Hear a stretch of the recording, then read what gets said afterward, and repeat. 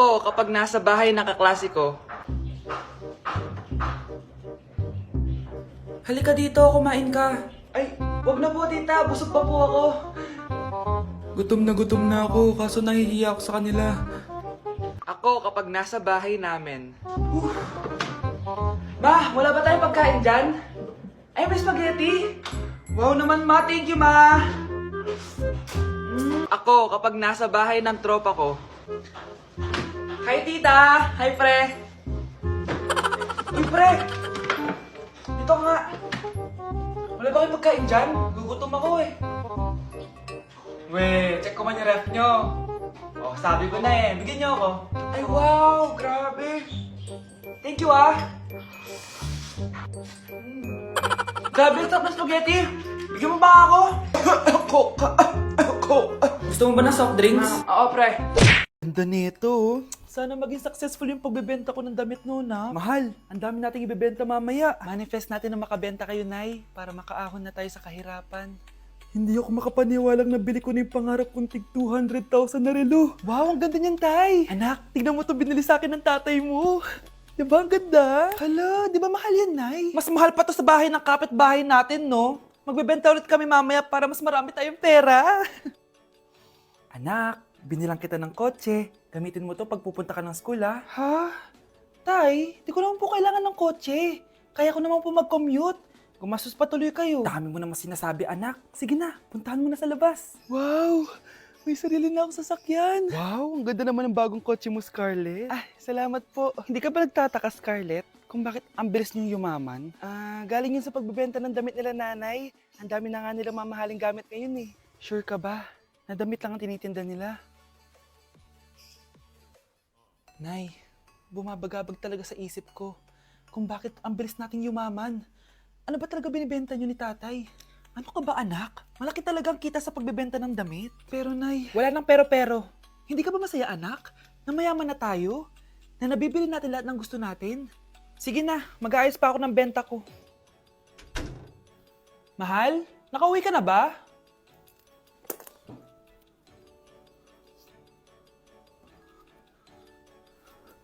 Ano ba talagang laman nito? Nagbebenta sila ng laman loob ng tao. Wow, sobrang ganda, mahal. Buti naman nagustuhan mo, mahal. Nga pala, kinuha ko na yung laman loob ng kapitbahay natin. Si Rosa? Malaking pera na naman to. Mahal, hindi dapat malaman ni Scarlett to, ha? Ano yun? Nasaan yung ledger? Nandito lang yung kanina. Ba't mo winala yung ledger, mahal? Nandun lahat ng mga sikreto natin. Sinong tao dyan?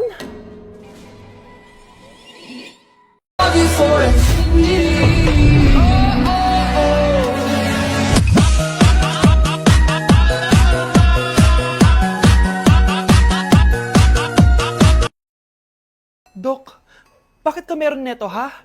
Bakit may picture ka ng nawawala akong anak? Hindi mo ba talaga ako naaalala? Hindi. Sabihin mo sa akin, buhay pa ba ang anak ko? Umalis ka na. Marami pa akong gagawin. Buhay pa ba ang anak ko? Oo! Buhay na buhay ako! Ako ang anak mo na iniwan mo sa palengke dati! Nagtataka ka? Isa na akong trans ngayon. Alam mo, buti na lang may mabait at mayamang pamilyang kumukup sa akin. Kaya maganda yung naging buhay ko. Tingnan mo, naging doktor pa ako. Kaya salamat sa'yo at iniwan mo ko. Anak, hinanap kita. Umasa ako na babalik ka. Hindi na importante yan. Ayaw na kita makita at hindi na kita kailangan. Kaya umalis ka na! Hello po. Kamusta po yung pasyente? Dok, si nanay naman yung nagkasakit. Kamusta na siya?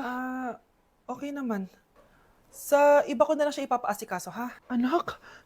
Anak, please! Bakit anak tawag mo sa kanya, Nay? Sure ka ba na habang buhay ka magagalit sa nanay mo? Nakita ko results niya kanina.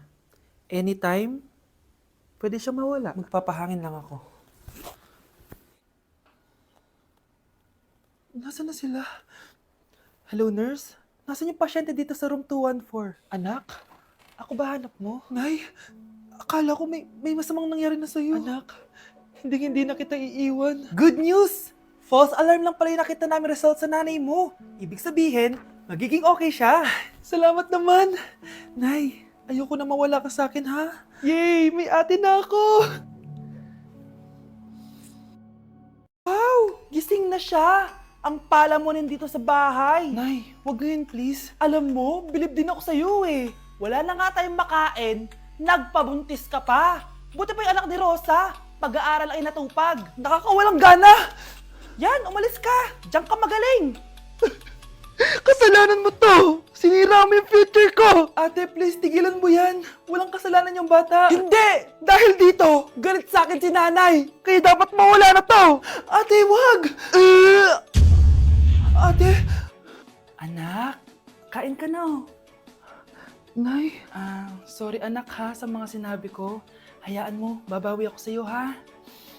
Thank you, Nay. Nay, sumasakit yan ko. Nay. Oo, yung pinag-usapan natin ha. Hihintayin ko ng mga anak tong babaeng to.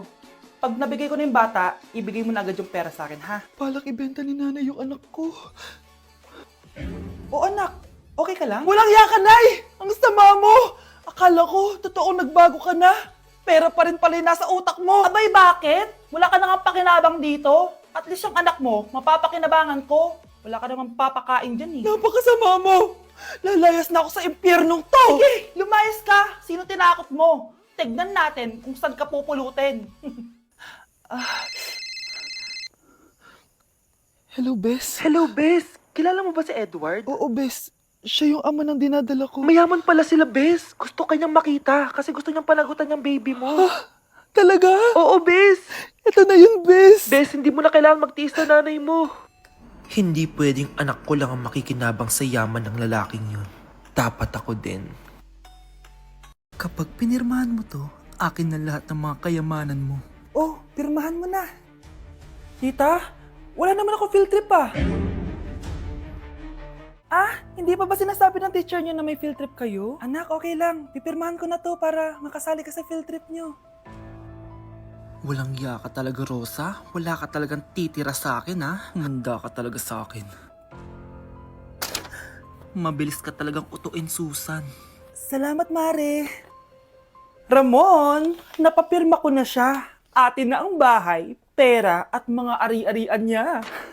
Magaling ka talaga, Rosa. Kaso kailangan na natin kumilos na mabilis. Kasi sabi ng doktor, nagre-recover na yung mata niya. Ano? Kaya bukas na bukas din, papalayasin na natin sila. Total, nakuha na natin ang gusto natin. Nay, bakit mo pinirmahan yun, ha? Maliban natin kung ano nilalaman ng papel na yun. Huwag kang mag-alala, anak. Malapit nang matapos ang maliligayang araw ng tatay mo at ng kabit niya. Tita, bakit may dala kang maleta? Aba, syempre. Lilipat na ako dito sa bago kong bahay. Ano? Tay, ano ibig sabihin nito, ha? Nakalagay dito sa papel na pinirmahan ng nanay mo na amin na tong bahay, mga sasakyan niya at ang mga pera niya. Napakahayop nyo! Bakit ang ingay? Ano nangyayari? Nay, kinuha na nila lahat sa atin! Ayan, magsama kayo mag-ina. Ngayong nasa amin na ang lahat, pwede na kayong lumayas. Ramon, magse-celebrate tayo, ha? Ang galing nyo din, no? Ha? Nakakakita ka? Bago kayo mag-celebrate, i-check nyo muna kung pirma ko ba talaga yung nakalagay dyan. Hindi pwede to! Tay! Attorney! Kita mo naman kung ano ginawa na tong dalawang to, di ba? At nandito na rin ang ebidensya na magpapatunay na naghaharutan sila sa loob ng bahay ko. Anong gagawin nyo sa amin, ha? Mahal, huwag mo naman gawin sa amin to, please, oh. Magbabago ako, please. Oh, eh! Sorry kung natatapakan kayo pagka-love team nyo, ha? Arestuhin nyo na yung mga yan. Mag-celebrate kayo sa kulungan. Kayong dalawa, sumama na kayo sa akin sa presinto.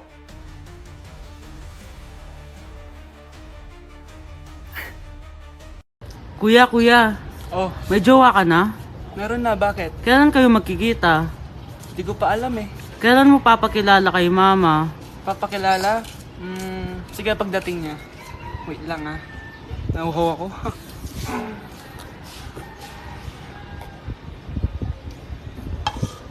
Kuya, andyan na si mama. Andyan na siya? Oo, pakilala mo na siya sa kanya. La. Hi ma! Jowa ko nga pala. Lalambingin ka't aalagaan, ikaw lang ang tatabi ng pagkain. Nag-enjoy ka ba? Oh, anong problema? Tanong mo sa sarili mo. Ha? Bakit ako? Ewan ko sa'yo. Ah, tinatoyo ka na naman, no? Ayoko na! Palagi na lang ganito. Ano bang ginawa ko? Nahihirapan na ako. Ang ayos-ayos mo lang kanina kumakain tayo, ah. Alam mo, okay na sana eh. Kaso ang damot mo. Ang damot-damot mo! Ano bang pinagdamot ko sa'yo? Sabi ko sa'yo kanina, sa akin na lang ang balat ng manok. Pero kinain mo pa din. Hindi ko talaga kayang ibigay yun. Ipagdamot mo na lahat. Wag lang ang balat ng manok. Sorry na. Hindi. Itigil na natin to. Babe naman eh. Di mo ako babe. Bakit? Tanga kapatid mo ako. Ay, lagot ka kay mama. Hindi mo talaga ako love. Hindi, ma-joke lang. Hindi mo talaga ako love. Patingin, Love mo ko, love mo ko. Yeah. Bakit di mo ko love? Ano nangyayari? Sino to? Ano to? Hoy! Takuri ba to? Ba't ang dumi? Ba't gumagalaw? Ako, si Beanie the Genie. Hala, totoo pala yung mga genie. Akala ko sa TV lang sila. May 3 kang wish. Gamitin mo to ng maayos. May wish ako? Matutupad na lahat ng gusto ko. A few moments later. Anak! Yes po, Nay? Wala na tayong pera! Wala na din tayong makain! Ha? Di ko na alam gagawin ko! Ah, wait lang, Nay! Wish ko, sana maging mayaman ako! Your wish is my command. Oh, gamitin mo to. May laman tong $1 billion. Mayaman na ako! Nay, huwag ka mag-alala. Eto, 100 million pesos para sa'yo. 100 million pesos?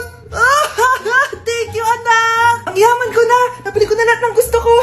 1 hour later. Ang boring naman. Mayaman nga ako. Wala naman akong kaibigan. Wish ko, sana maging sikat ako. Your wish is my command. Sino yun? Sir! Ano po masasabi niyo na ikaw ang pinakasikat na tao dito sa Pilipinas? Ako? Sikat? Nandito tayo ngayon live sa bahay ng pinakasikat na tao dito sa Pilipinas. Ang sayo naman! Babala, mag-ingat ka sa huling wish mo. Dahil... Sir, may tanong po ako. Sir, Ha? Hindi kita marinig! Ano po ang masasabi nyo na lumalala ang pandemya?